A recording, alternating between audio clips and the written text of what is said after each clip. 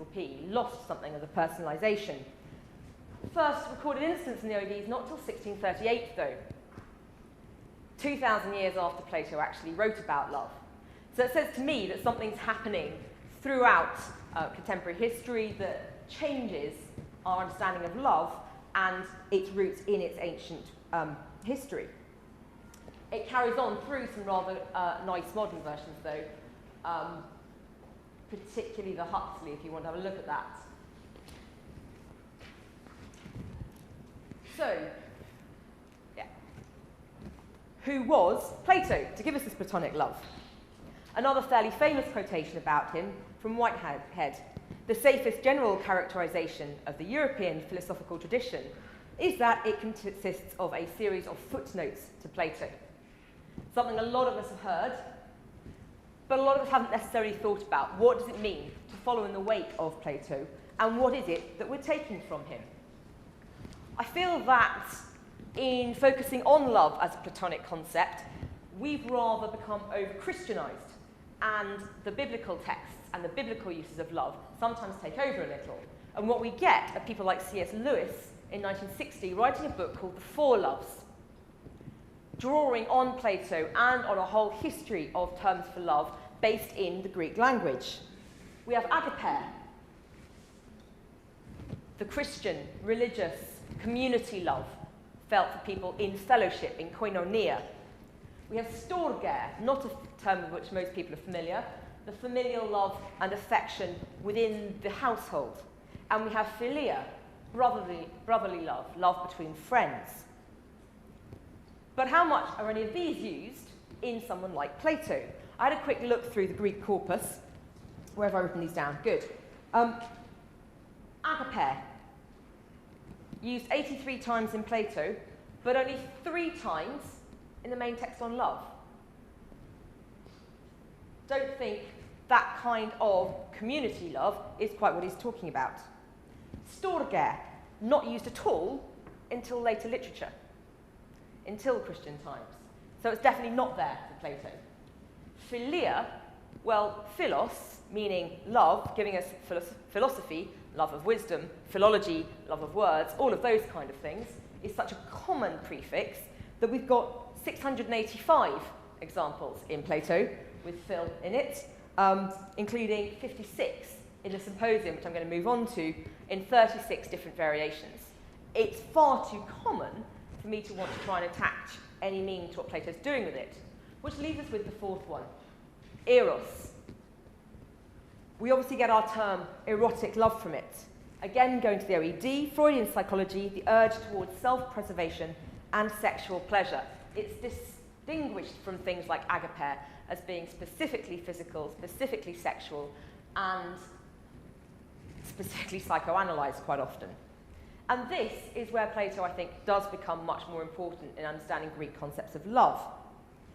There are 382 uses of anything to do with Eros in Plato, 100 of which are the name itself, and 74 of those 100 uses are in the one work, the Symposium. So it's Eros, not agape, not storge, not philia, that's important to the Symposium. So what is a symposium? Well, a symposium itself is a male-only drinking party where people gather to eat, drink, play games, discuss things, and possibly end up with groups of flute girls, dancing girls, and the like coming in to entertain them. Plato's text in particular deals with an evening post-drama. It's an evening after they've drunk to excess, and they come in and they're all rather hungover, but they've decided to have this party anyway, and they agree at the start what they're going to do is not drink. They're going to have very moderate drinking, water it down rather than more than usual, and actually have a full-on discussion about the nature of love. They've decided they're going to eulogize love, and they're going to give us some fantastic stuff about it. But the whole thing degenerates quite quickly. The Symposium's introduced to us by someone called Apollodorus. Someone in the street says, "Apollodorus, tell me, what happened at that famous dinner?" And Apollodorus says, "I don't know, I wasn't there. But my friend was, and he told me about it." So Apollodorus' friend, Aristodemus, told him about the dinner. But Aristodemus didn't speak at the dinner. All he did was listen to everyone else and memorise or summarise their speeches. So most of the dinner is about people making speeches about love. But then finally you get to Socrates, and he doesn't give you a speech, he tells you about a conversation he had with a woman called Diotima.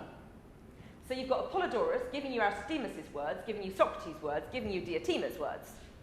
At which point you stop thinking Plato's actually trying to convince you of anything at all, other than process. There's something more going on here than any kind of truth value.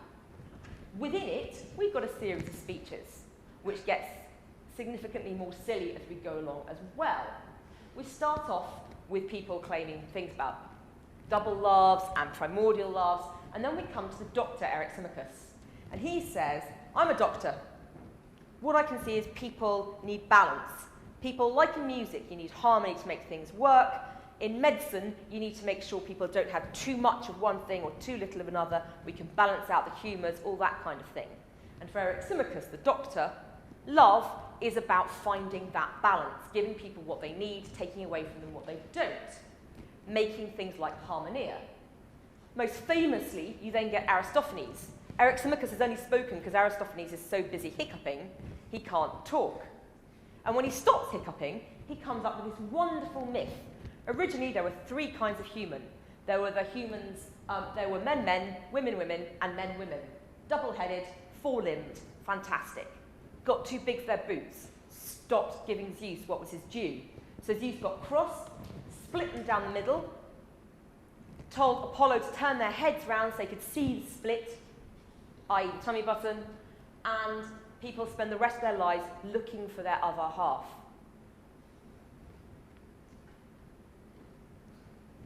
And then we come across the idea of Eros as a beautiful, lovely young boy. Agathon comes in. Agathon, in whose honour this party is being thrown, it's all in the aftermath of Agathon winning the tragic contest, the gorgeous boy. But Socrates isn't very happy about that, because Socrates starts saying things like, well, if you're chasing something beautiful, can you be beautiful yourself? Does it make any sense to chase what you've already got? Or are you only ever going to be looking for something you don't have? Therefore, there's absolutely no way Eros can be nice. And actually, Eros is the summation of what is lacking. Eros is ghastly. Eros is horrible. Eros is old, seeking youth. Eros is the son of poverty and plenty, lacking in everything, but willing to find resources. This is Dementor. I started playing around with some of the ideas. If you're constantly lacking something, are you going to remove it from whoever you seek it in? Or are you only going to contribute back again? Where in Plato's model does this work? Because it sometimes feels like it's going to be a very top-down model. And I think, thankfully, I've come to the conclusion that there is room, if you look at Eryximachus, for that balance to be restored without destruction to whatever's supplying it, etc. But what you do get is this overarching sense of lack. For Eryximachus, there's a lack of harmony. For Aristophanes, you're lacking your other half.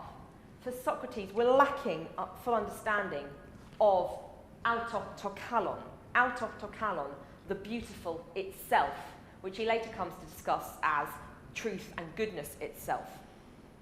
So all the way through, he's talked about things in a slightly comical fashion with this ridiculous overarching narrative framework. He's had the silly myth in there, he's had the hiccups, he's had all kinds of things happening. And I think that the symposium is as much a text about how to learn as it is about what love is. He teaches us through lecture. Eryximachus just comes and tells us. He teaches us through myth, through what Aristophanes tells us. He teaches us through narrative, through Apollodorus giving us what's happening at the dinner. He teaches us through Elenchus, through questioning, Socrates pulling out of Agathon why Eros can't be that gorgeous boy. And he teaches us through dialogue, Socrates and Diotima discussing what they feel really is going on with love. We get all kinds of phrases from Plato. The best one, I think, straight from Plato is love conquers everything, which is there in Agathon. Love is a many splendid thing. Well, not according to Plato, it's not, because then it wouldn't be seeking many splendid things. Love lifts us up where we belong. Well, maybe that is it. It's about yearning, it's about searching, it's about going upwards and seeking the best we can be for ourselves. I will always love you. Well, if love is partly a yearning, then as human beings we are always going to be yearning, and that is always going to be an act of love. These kind of modern things do have some kind of role in understanding Plato. So what I think, I've come to think now, is that it's not just a question of who Plato loves, it's a question of what Plato loves and how Plato loves. And what he loves is truth, education, and community. What we've got here are 3 images based on a later poem about love as a bittersweet, obsessed yearning from Catullus. And I think that ambiguity is what Plato leaves us with. And I very much hope that no one does say to me in the immediate future that all they do is love me platonically, because I'm not sure I'm going to know what they mean.